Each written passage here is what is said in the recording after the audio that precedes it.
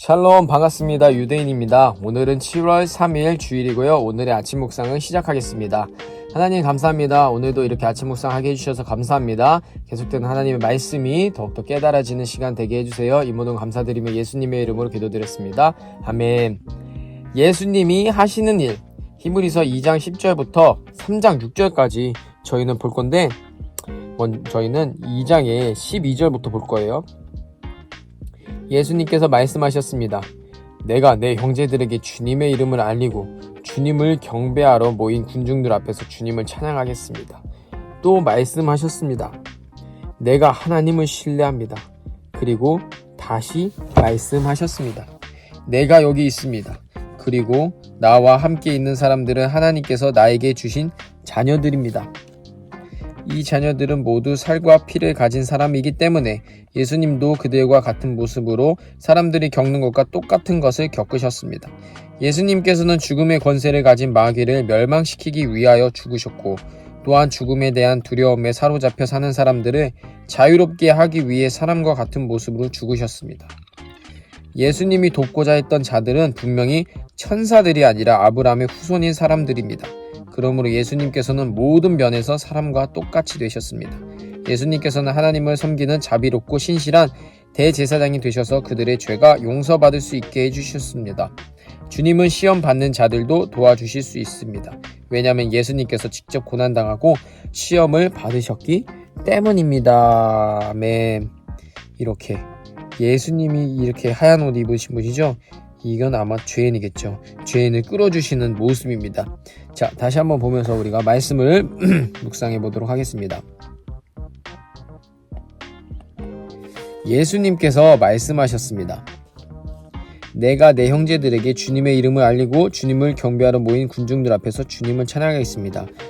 이게 갑자기 히브리서 이게 신약의 레이기라고 하는데 갑자기 이렇게 생뚱맞게 보이는 것 같잖아요. 이게 뭐냐면 이게 시편의 22장 22절에 이 말씀이 있어요. 내가 내 형제들에게 주님의 이름을 알리고, 이 내가가 누구예요? 예수님이죠. 네. 형제들에게 주님의 이름을 알리고 주님을 경배하러 모인 군중들 앞에서 주님을 찬양하겠습니다. 사실 근데 이제 이 내가라는 거는 시편의 저자인데 이 시편이 또한 이 시편 22편도 아마 다윗일 가능성이 있는데, 근데 항상 저희가 성경을 볼 때 특히나 시편 같은 경우는 예수님의 고백이라고 볼 수 있단 말이에요. 왜냐면은 이 시편이라는 게 하나님을 찬양하는데 우리가 찬양하는 거, 그 시편의 저자들이 찬양하는 것도 맞지만 그 안에 그 찬양하는 그 당사자가 거의 예수님이라고 또 볼 수가 있어요. 또 이거 또 설명하면 또 너무 신학적 관점이고 어렵긴 한데 어찌됐건 이게 쉬운 성경에서는 이렇게 예수님께서 말씀하셨다고 해요. 예수님의 고백. 그러니까 여기서 나오는 내가라는 것은 예수님이 이렇게 고백하는 장면이겠죠. 그리고 또 말씀하셨대요. 내가 하나님을 신뢰합니다. 내가 하나님을 신뢰합니다는 어디냐면은 이거는 이사야 8장 17절의 말씀입니다. 이거는 이사야 선지자가 이렇게 또한 쓴 건데, 근데 이것도 또한 예수님의 고백이라고 볼 수 있다고 합니다. 그리고 다시 말씀하셨습니다. 내가 여기 있습니다. 그리고 나와 함께 있는 사람들은 하나님께서 나에게 주신 자녀들입니다. 이것도 이사야 8장 18절의 말씀입니다. 또한 시간 되는 친구들은 이렇게 또 찾아보면 좋겠고요. 자, 내가 여기 있습니다. 예수님 여기 있습니다. 그리고 나와 함께 있는 사람들은 하나님께서 나에게 주신 자녀들입니다. 하나님께서 자에게 주신, 예수님께 주신 자녀들이라고 해요. 자녀들. 자, 이 자녀들은 모두 살과 피를 가진 사람이기 때문에 살과 피, 이 표현이 살과 피. 예수님께서 제자들과 최후의 만찬 했어요. 최후의 만찬. 최후의 만찬을 할 때 이것이 나의 살이다. 이것이 나의 피다. 그래서 떡과 포도주를 떼면서 먹어라. 그래야지 나의 살과 나의 피를 먹어야 너희가 살 수 있다. 그러면서 이 최후의 만찬 때 이렇게 말씀하셨죠. 네. 우리 기억나시나요? 요한복음 묵상할 때 예수님은 빵, 그쵸? 예수님은 빵이다. 그리고 포도주다 하잖아. 그러니까 사실 빵이랑 떡은 같은 거고 포도주는 포도주인 거예요. 네, 이게 바로 살과 피를 얘기하는 건데 예수님도 그들과 같은 모습. 어떻게? 살과 피를 가진 사람. 그래서 그 사람들이 겪는 것과 똑같은 것을 겪으셨습니다. 그렇죠? 그 고난과 고통을. 예수님께서는 죽음의 권세를 가진 마귀를 멸망시키기 위하여 죽으셨고, 자, 마귀가 원하는 게 뭐냐면은 바로 죽음에 이르는 거예요. 자, 여러분, 우리가 왜 귀신을 무서워하고 막 좀비 영화를 왜 무서워하는 거예요? 우리를 죽일까봐 두려워하는 거야. 근데 죽으면 어떻게 돼요? 네, 그만 할 게 없어. 걔네들이 할 게 없어. 이 마귀가 할 게 없는 거야. 왜냐? 죽었기 때문에. 그래서 죽으셨어요. 이 마귀를 이기려면 마귀는 예수님을 죽이려고 했는데 예수님은 죽으셨어. 네. 왜냐? 예수님은 죽음 이기실 수 있어요. 왜냐? 생명을 가지신 그 하나님의 아들이기 때문에, 또한 하나님이기 때문에 그런 것입니다. 또한 죽음에 대한 두려움에 사로잡혀 사는 사람들을 자유롭게 하기 위해 사람과 같은 모습으로 죽으셨습니다. 다시 한번 또 죽으셨다고 하잖아요. 사람과 같은 모습으로. 사람은 죽어요. 누구나. 그런 것처럼 예수님도 죽으셨어요. 왜냐? 두려움에 사로잡혀 사는 사람들을 자유롭게. 우리 사람들은 다 죽음에 대한 두려움이 있어요. 저 유대인도 죽음에 대한 두려움이 있기 때문에 그 두려움 가운데 있을 때 더 예수님을 붙잡을 수 있었던 거거든요. 내가 죽는 게 막 영화 보면은 막 사람이 죽었어. 근데 그것 때문에 나도 두려운 거야. 나도 언젠가 죽을 텐데 저렇게 죽음을 보면 무섭다. 죽으면 아무것도 없어지겠지. 막 이런 생각을 한단 말이에요. 그럼 너무 두려움에 휩싸여요. 그런데 예수님께서 우리와 똑같은 모습을 먼저 죽으셨어요. 근데 예수님이 그냥 죽어서 쉬면은 우리에게 소망이 없어요. 하지만 예수님은 어떻게 죽었다 다시 살아나심.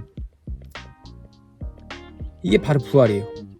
이게 바로 우리의 신앙의 가장 핵심이에요. 예수님이 죽었다 부활하지 않았으면은 그건 우리한테 소망이 없어요. 하지만 예수님은 부활하셨단 말이에요. 그래서 우리에게 소망이 있는 거예요. 그래서 예수님이 돕고자 했던 자들은 분명히 천사들이 아니라 아브라함의 후손인 사람입니다. 천사가 아니라 누구라고요? 아브라함의 후손. 여기서 여러분, 왜 아브라함의 후손이라고 했냐면 아브라함은요 믿음의 조상이에요. 믿음의 조상. 혈통이 아니에요, 여러분. 그래서 바로 하나님을 믿는 자들이라고 볼 수 있는 거예요. 우리는 아브라함의 후손이 아니에요. 하지만 영적으로 봤을 때 하나님을 믿는 자들은 아브라함의 후손이 되는 겁니다. 그래서 예수님이 돕고자 했던 자들이 바로 하나님을 믿는 백성이라는 거예요. 여기에 만약에 모든 사람들이라고 했다면 믿음과 상관이 없이 모든 사람인데, 근데 아브라함의 후손인 사람들은 뭐냐면 바로 믿음의 사람이라는 것을 말씀해 주시는 거예요. 그러므로 예수님께서는 모든 면에서 사람과 똑같이 되셨습니다. 그렇죠? 예수님께서는 하나님을 섬기는 자비롭고 신실한 대제사장이 되셔서 그들의 죄가 용서받을 수 있게 해주셨습니다. 대제사장의 역할이 뭐냐? 대제사장은 1년에 한 번, 오직 1년에 한 번 하나님의 영광을 볼 수 있는 지성소로 들어갈 수 있어요. 그래서 백성의 죄를 다 사함받는 속죄제, 그것도 대속죄제를 할 수 있는 거예요. 이 1년에 딱 한 번 있는 대속죄일날 이렇게 대제사장만 들어가서 거기서 백성들의 모든 죄를 이렇게 용서받을 수 있는 제사를 드려. 그게 바로 대제사장인데 예수님이 대제사장이 된 거야. 왜냐? 모든 인류의 죄를 용서해 주셨죠. 네. 왜냐? 자기가 대속제물이 되셨어요. 예수님이. 그래서 주님은 시험받는 자들도 도와주십니다. 시험받는 자들. 왜? 왜냐면 예수님께서 직접 고난당하고 시험을 받으셨기 때문입니다. 아멘. 자, 여러분, 우리 예수님에 대해서 우리 계속 나오잖아요. 이 히브리서의 믿음장이에요. 믿음장인데 예수님이 하시는 일이 바로 이 대제사장으로서 이렇게 하고, 또한 죽음의 권세를 위기해서 죽으셨습니다. 근데 죽음으로 끝난 게 아니라 부활하셨다는 것을 말씀해 드렸잖아요. 그 죽음과 부활.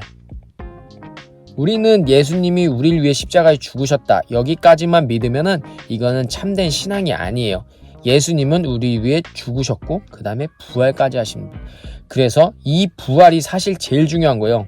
그런데 우리가 자꾸 예수님의 죽음, 십자가의 죽음, 마치 십자가만을 바라보고 있는데 그 십자가의 죽음이 중요한 게 아니 중요하죠. 당연히 중요해.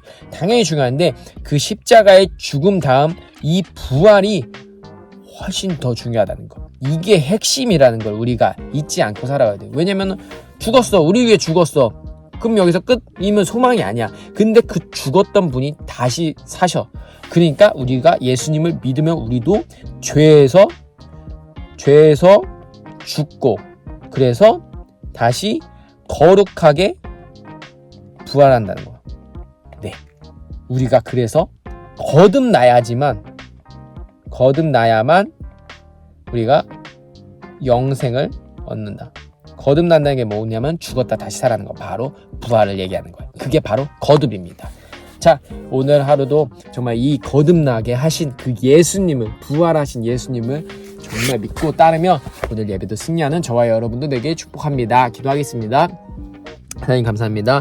예수님이 하신 이 말씀을 또한 묵상했습니다. 정말 주님이 우리 위해서 죽으셨고 우리의 모든 죄를 대신해서 죽으셨고 우리의 죽음에 대해서 두려워하는 우리들을 위해서 죽으셨고 다시 부활하셨습니다. 그 예수님 정말 우리를 위해서 대제사장 되시고 대속제물이 되셔서 우리의 모든 죄를 용서해 주시고 우리 구원해 주신 주님을 믿고 따르기 원합니다. 주여 함께 하시옵소서. 오늘 하루도 예수 그리스도의 이름으로 승리하며 나갈 수 있도록 해주세요. 이 모든 거 감사드리며 예수님의 이름으로 기도드렸습니다. 아멘. 오늘 하루도 승리하는 저와 여러분들 되길 축복합니다. 샬롬.